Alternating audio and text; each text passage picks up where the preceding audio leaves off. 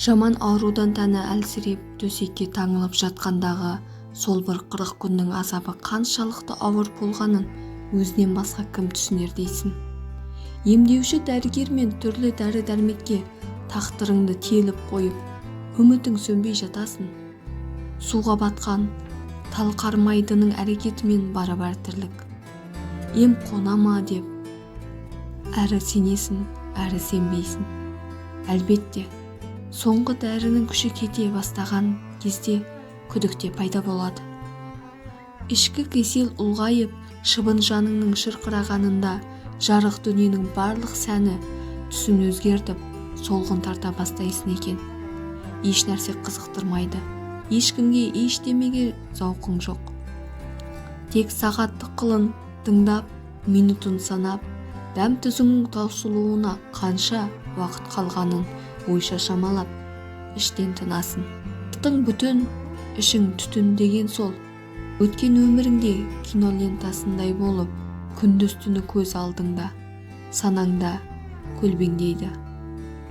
Әр қадамыңа есеп беруге, таразылауға мүмкіндік мол, ешкім кедергі етпейді. Ескексіз қайық сияқты күйге түскен адам тағдыр толқыны қайда бұрса, солай кете беретінін Айғаным сол жолы ұққан еді. Көңіл түкпірінде өзгеріс болмады десе, өтірік айтқанмен бірдей. Оңаша сәт рухани тазарудың, өмірге жаңаша көзқараспен қараудың бастамасы десек те болады.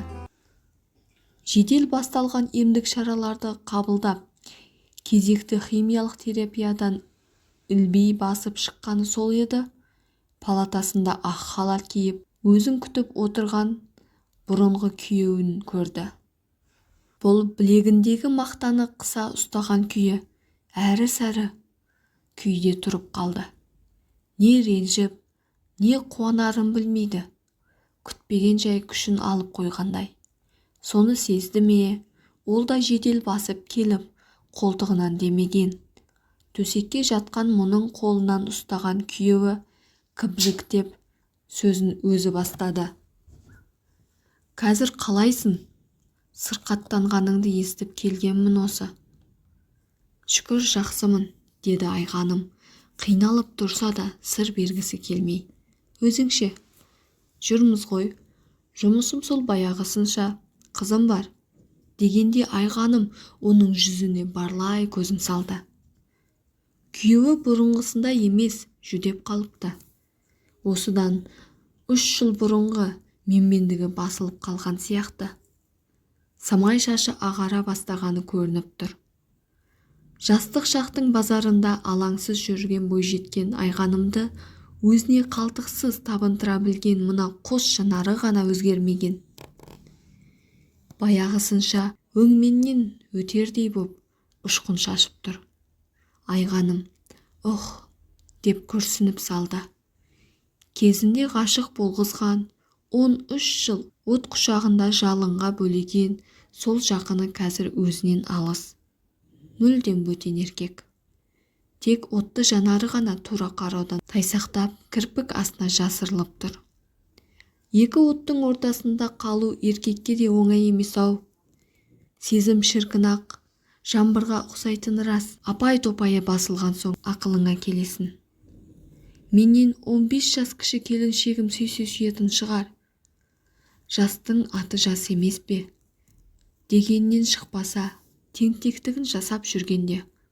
Отбасында 13 жыл төсек жылуын бөліскен мына мен сенен ажырасқанда қандай қиналдым десеңші.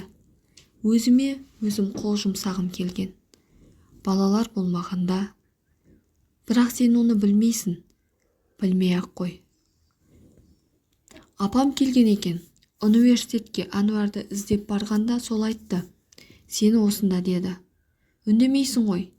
Мені тыңдағың келмей ме? Деген күйеуінің даусынан ойы үзіліп кетті. Тыңдап жатырмын. Келгеніңе рахмет. Келеді деп күтпеп едім. Кенет Айғанымның ойына бір нәрсе түскендей. Сен Ануаржанмен көптен кездесіп жүрсіңдер ме? Деп сұрады. Я, сен қарсы екен деп, ұлдарымнан сырт айналмаймын ғой. Жасырым болса да мектепке барып, Аянның да маңдайынан сипап, сөйлесіп, мауқымды басамын. Тағы да өтінем. Сен мені кешіре алсаң кешір. Менен де бір білместік болды ғой. Өкінемін, бірақ кейін қайтар жол жабық. Амал қанша? Қойшы енді, кеше күннің парағын қайта ақтарғыштамай. Өтті кетті дедік қой. Мен де білместік емес, ерегеспеушілдік болғаны рас. Үйге келтірмесем, ұлдарын көрсетпесем, өшім қайтады деп ойлаппын ғой. Солай еткенде бақытты болғаным кәне. Кешірем, кешірмегенде қайда барам? Ұлдарыңнан байланысыңды үзбе, жат боп кетпесін. Айғанымнан дәл мұндай сөзді күтпегені күйеуінің жүзінен байқалып тұрды. Еңкейіп, маңдайын мұның алақанына төсіп, ернімен саусақтарын сүйіп жатыр. Кенеттен Айғанымда оны аялап, тікірейген шаштарын сипағысы келіп кетті де, өзін әрең ұстаған.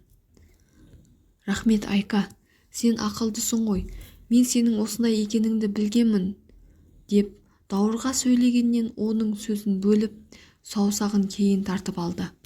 Болды енді, үйіңе қайт, кешірдім деген сөз, қайтып кел дегенмен бірдей емес екенін ұққайсың. Мынаны қызыңа алып барып бергейсің, деп Айғаным тумбочка үстіндегі 2 қорап конфетті бұрынғы күйеуінің қолына ұсынды. Ол кеткеннен соң неше жыл тоң боп қатқан көңілін тез жібігеніне Айғаным өзі де таң қалды.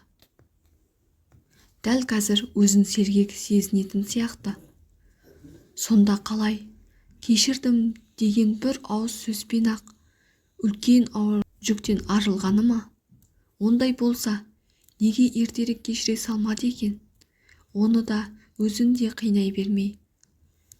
Ыза күйіктен, кекшілдіктен де не пайда тапты? Жылағаннан басқа. Тіпті еркек атаулының бәрін қаралап, жек көріп кетті емес пе? Я, бір ауыз сөз қасіретті тияды деген рас екен. Айғанымның ойын қуаттағандай, терезеден төгілген күн шуағы бетін шымшылап, жымыңдағандай болды. Жеңіл күрсінген әйел көрпешесін өзіне тарта жамылып, аяғын еркін соза ыңғайлана жатты. Сол күні, сол түні Айғаным еш алаңсыз, армансыз ұйқыға батқан еді. 3 жыл бойы көңілінде беріш боп қатып қалған жараның аузы алынғандай еркін тыныстауда. Кіруге бола ма екен? Есіктен өзінен де үлкен гүл шоғын көтеріп, бейтаныс жігіт кіріп келе жатты. Орта бойлы, талдырмаш денесінен гөрі қолақпаңдай кавказдық. Мұрны ерекше көзге түседі екен. Жымиғанда жақ беті ішіне кіріп, бетінің жартысын мұрны алып тұр. Сәндеп қиылған мұрты да өзіне жарасады. Қимылы ширақ. Сәлеметсіз бе? Мынау сізге. Рахмет. Ненің құрметі бұл? Кешіріңіз, сізді шырамытып тұрмын десем, өтірік айтқан болар едім. Кімсіз? Түсінемін. Сіз мені көргенсіз. Есіңізде қалмаған болсам, өкінішті-ақ. Мен осында томографиялық әдіспен рентгенге өзеге түсіру кабинетінде жұмыс жасаймын. Есімім Жасын. Айғаным есіне әлтеңе түскенде қызарақтап, сыңқ етіп күлді де ойланып қалды. Я, енді есіне түсті. Емханаға түскен соң 2 күннен кейін сол кабинетке тексерілу үшін барған еді. Өз кезегі келгенде ішке кірген. Жабық терезенің оң жақ қапталындағы монитор алдында бір жігіт отыр екен. Бұған бойын бұрмастан, шешіне беріңіз, беліңізге дейін жалаңаштауыңызға болады, деп дауыстады. Мен бұған дейін аудандық емханада УЗИ-ға түскен едім. Сол жарамсыз ба? Деді Айғаным. Әлі де болса шешінгісі келмей. Ол жерде әйелдер түсірген болатын. Ал мынау еркек. Әрі өзімен қатарлас. Күйеуінен басқа ешкім ұстап көрмеген кеудесін бұған қалай сипалатып қояды? Я, ол жарамсыз, қайтадан түсесіз, деген жігіт басын көтеріп бұған қарады. Біздегісі қазіргі техниканың ең жақсы дамытылған түрі. Осының қорытындысына қарай ем тағайындалады. Ау, сіз әлі шешінбегенсіз бе? Болыңыз енді. Жарайды, ары қарап тұрыңыз. Мырс етіп күлген жігіт басын шайқап теріс айналып еді. Шешініп аппақ анарын қос қолымен жауып, ол нұсқаған орынға келіп жатты. Бірақ қолын кеудесінен алғысы жоқ. Дайынсыз ба? Иә. Өзіне қайта бұрылған жігіт кенет әрі-сәрі күйде сәл тұрып қалды да тағы да күліп жіберді. Мен қалай тексеремін сізді? Мына күйде қолыңыз кедергі жасайды ғой. Солай ма еді? Ұялып тұрғаным? Ұялудың реті жоқ. Менің мамандығым осындай болса, енді амалсыз көнесіз. Деп жігіт айғанымның төсіне апаратын жақындатты да қолын ысырған. Бұл ұяттан өртеніп, қоңқақ мұрынды жігіттің жүзіне қарамау үшін бетін қабырға тұсқа қарай бұрып әкетті. О, қандай байлық! Осының бәрін ұялып, жасырып ұстайсыз, деп комплимент айтқан жігіт төсіне әлде бір майды жағып, суық темірді әрі-бері жылжыта бастады. Мына жұмсақ, майдан қозғалыстан тұла бойы шымырлап кетті. Көптен еркек қолы тимеген тәнінің ішкі толқынысы білдіріп қойғандай, қос анарының үрпісі дүрдиіп шыға келгенін қарашы. Дәл сол кезде айғаным ұяттан жерге кіріп кетуге дайын еді.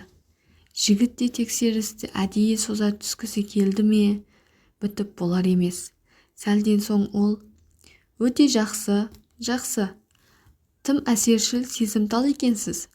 Тіпті тентектеу ме деп қалдым мына қос алмаңызды. Міне болдық, шүберекпен сүртінуді ұмытпаңыз, деп жігіт ақ төсін қолымен жеңіл бір сипап мониторға бұрылды. Орнынан жылдам тұрған айғаным шала асығыс киінді де ештеме деместен сыртқа атып шыққан.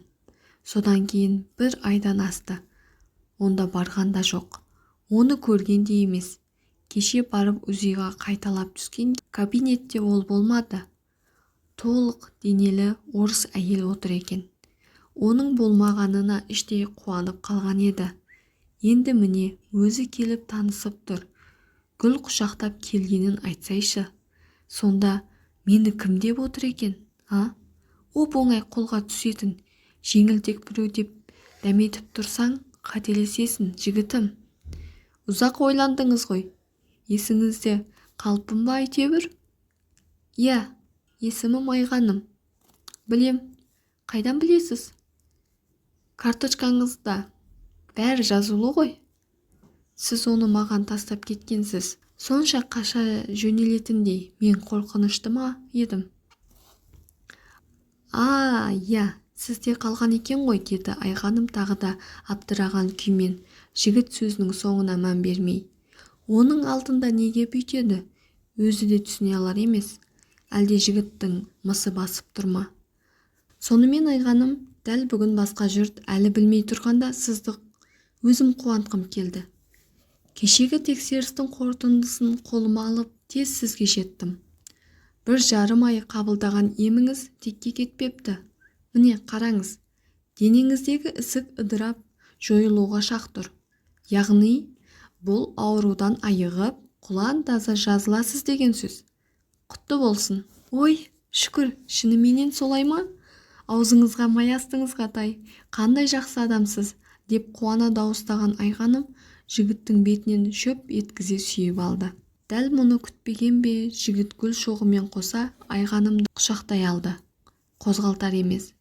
Бір сәтте-ақ тас мүсінге айналған жігіттің түріне күлкісі келген айғаным өзін тоқтата алмай сықылықтап күліп жіберген. Жігіт сонда ғана есін жинағандай қолын босатып сәл ысырылды. Отты ерніңіздің қуаты дәл жүректен соққы берді ғой, деді әзіл шыны аралас, көзі күлімдеп тұрып. Бір сүйгенде жүрексіз қалсаңыз, екінші рет сүйсем не боласыз, деді айғанымды ойнақты түрмен. Білмеймін, ол жағын ойлауға мұрша жоқ. Не де болса тағы да бір сүйсеңізші, бәлкім сонда қу екенсіз, 2 жеп биге шықпақсыз ба? Ой бәле, өтінем, жақсылық хабардың сүйінісіне тағы да бір рет сүйіңізші. Келесі сәтте Айғаным өзін бейне бір жас ерке қыздай сезініп кеткені. Мінезіне тән емес жеңілдікпенен басын көтеріп, жігіт бетінен сүймекке икемделген. Гүл шоғын төсек үстіне қойып, үлгерген жігіт қос қолымен мұның бетінен ұстап, өзіне қаратты. Сосын көзін көзіне қадап күлімсіреді. Қолдары діріл қағады. Ерін мен ерін түйіскен сәтте өші кеткендей ұзақ қадала сүйді. Дегенде не болғанын ұға алмай қалған Айғаным сәлден соң бұлқынып жігіттің қарулы құшағынан шықпаққа әрекет еткен. Бірақ денесін шырмай ораған қауқарлы қолдан тас құшақтан шығу мүмкін емес еді. Оның үстіне жігіт ерні де еркелете сүйіп, ертіп жіберердей боп өртеп барады. Тағы да өткендегідей тұла бойы бір түрлі шымырлап кетті. Еркек иісі сіңген көйлектен жағымды иіс шығып, басы да айналғандай. Тәтті сүйістің желігі тиді ме, енді өзі де жігіттің ерніне сүйіспен жауап берді. Тіпті құшағын ажыратпай жігіт қойнында қала беруді жаны қалап тұр. Ұяттағы мәсаған, маған не болды? Сүйіспесем өліп қалатындай бейтаныс жігітке сонша беріліп кетіппін. Біреу көріп қойса, ұят-ай. Айғаным бар күшін жиып қолымен жігіттің кеудесінен итеріп қалды. Манадан бері сүйіске елітіп, есі кетіп тұрған ол да бойын игере алмай төсекке құлап түскен. Тез шығыңыз палатадан, сөз ақталам деп әуреленбеңіз, деді Айғаным қатқыл дауыспен. Сосын теріс бұрылып терезе алдына барды да сыртқа қарап мелшиіп тұрып алды. Кешіріңіз, міне бір ай бойы осы сәтті армандап едім. Содан есім кетіп, ренжіду ойымда жоқ еді. Ренжімеңізші. Айғанымда үн жоқ. Есік сыртынан жабылып жігіт кетіп қалғанша сол тұрған орнында қозғалмады. Сәлден соң өрекпіген жүрегін басып орнына барған. Жаңағы көрініске куә болған гүл шоғы төсек үстіне шашылып қалыпты. Оны бір-бірлеп жинастырып жатқан Айғанымның түрі сұсты болғанмен, көзінде жарқыл пайда болып, езуінде болар-болмас күлкі ойнап тұрған еді. Ертеңінде Айғанымның құшағы тағы да гүлге толды. Жасын көзіне көрінуге бата алмады ма, гүлді медбике арқылы беріп жіберіпті. Ішіне қыстырылған қағазға бір ауыз сөз жазылған екен. Кешір мені, қызмет бабын пайдаланды деп жаман ойға жорма. Өзіңе ғашық болған жүректің сезімдік серпілісі деп оққайсың оны. Жасын. Бірден сенге көшкен оның бұл қылығына Айғанымның ашуланған түрі де жоқ. Жауап та жазбады. Келесіде гүлмен бірге тағы да хат келді. Махаббат ғашықтық жырларымен атты танымал болған ақынның сезімдік шуақтарын әдемілеп тізіпті де соңында жүрек жарды сөзін жазған екен. Мен сені бір көргеннен сүйіп қалдым. Қиялымда елесі бар, кездеспей жүрген сыңарым сенсің. Сәлемменен жасын. Өзіңді іздеп, әлі үйленбей жүрген бойдақ жігіт, деп қолын қойыпты. Айғаным көзін жұма жігіт хатын жүрек тұсына басты. Мұның әнге, өлеңге, жырға әуестігін қалай біліп қойған десеңші? Бейне бір жастық шағы қайта оралып келгендей, жүзі бал-бұл жанады. Жүрек түкпірінде тосын жаңа бір сезім гүлі бүр жарғандай. Осылай күнбе-күн хат алуға әдеттеніп қалған ба, хат сәл кешіксе елеңдейтіні шығарды. Беймәлім сағыныш кеудесін кернеп, есік жаққа қарап елеңдейтін. Еркектің әйелге деген ыстық ілтипаты менен от ерінің дәмін аңсап, көңілі қобалжулы. Міне, медбике қыз тағы да хат әкеп берді. Айғаным, терең ойланып, оң солымды таразылауға уақыт мол болды. Қанша өзімді тежесем де, көруге, сөйлесуге ынтығам да тұрам. Дәрігерлік кеңесте сен туралы әңгіме болды. Құдай қаласа келесі аптаның жұмасына қарай емханамен қоштасу күтіп тұр. Құттықтаймын, мұндай ауруды жеңу үшін де адам бойында үлкен ерік жігер менен құдіретті рух керек-ау. Мықтылығың үшін алдыңда бас иемін. Сенің орныңда өзім болсам, әй қайдам, қалай болармын. Көлденең көк аттының бірі демей, мендік сағынышты дұрыс түсінгейсің. Кеш болса да махаббатымды кезіктіргеніме бақыттымын. Созылған қолымды кері қайтармай, нұрлы жүзіңді бір рет болса да көрсетші. Кездесейік, танысып білісіп сырласайық. Ар жағын тағдырдың жазуы білер. Емханадан шығарсын, тән азабын тартқызған ауыр күндер артта қалған күні мен сенен хабар күтем. Әлі бір апта бар ғой. Қабырғаңмен кеңес. Үй қызмет телефоным мынау, деп жасын телефон нөмерін қалдырыпты. Бүгінде Айғаным ауруханадан шыққан үйінде. Қабырғада ілулі тұрған радиодан күмбірлеп атылған әсем ән бөлме ішіне шашу шашып тұрғандай.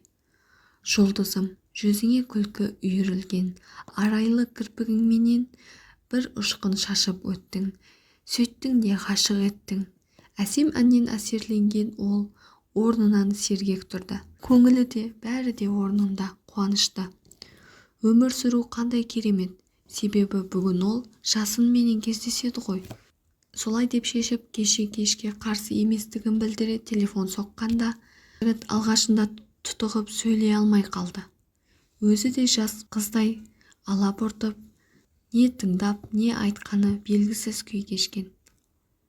Жуынып болғаны сол еді, дәлізде тұрған телефон шыр ете түсті.